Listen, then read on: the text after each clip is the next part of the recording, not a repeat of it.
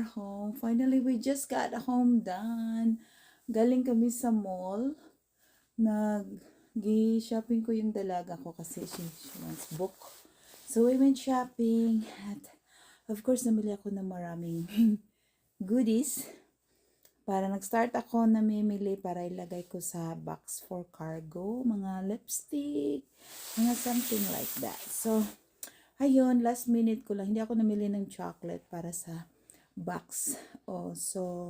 Mga ano lang, mga, ano ba yun? Mga gamit-gamit at saka mga cosmetics. Ang tight ng mukha ko, guys. We went to Bello today. And they did something on my eye. See, o diba?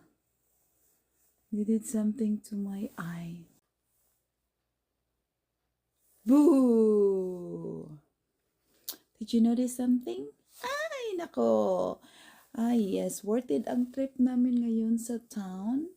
First thing first, we went to Bello, Vicky Bello.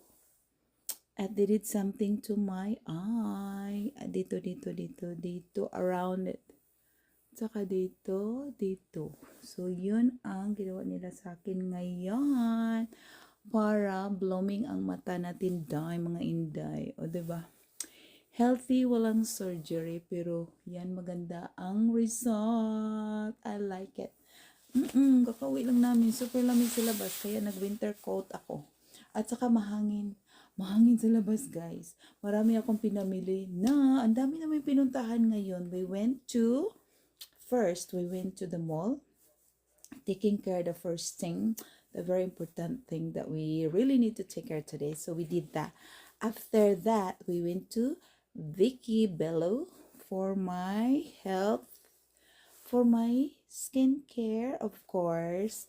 And nagpa-check lang naman.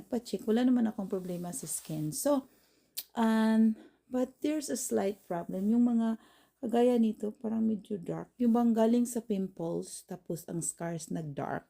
So, ayun, pina-check ko yan siya. Tapos, yan na, nilagyan ng something lang. Continue pa rin ako gamit sa skincare ko. As we age, there is something on our skin that is sensitive.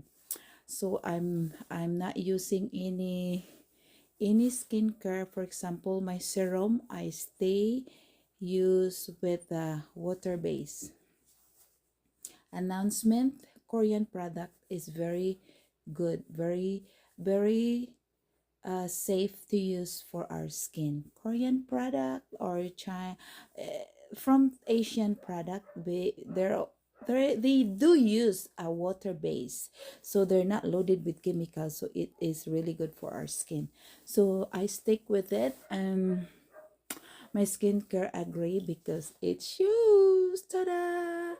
Yes, kailangan talaga natin, we need to take care of our skin, our health, and of course, exercise is another good thing to keep on track as a routine daily. 10 minutes is not bad. It's really good to keep that. Whatever you do, just keep moving 10 minutes straight non-stop to stay fit and healthy. And of course, our belly is really need to work on it. Ayan, have a good Sunday everyone. Love you.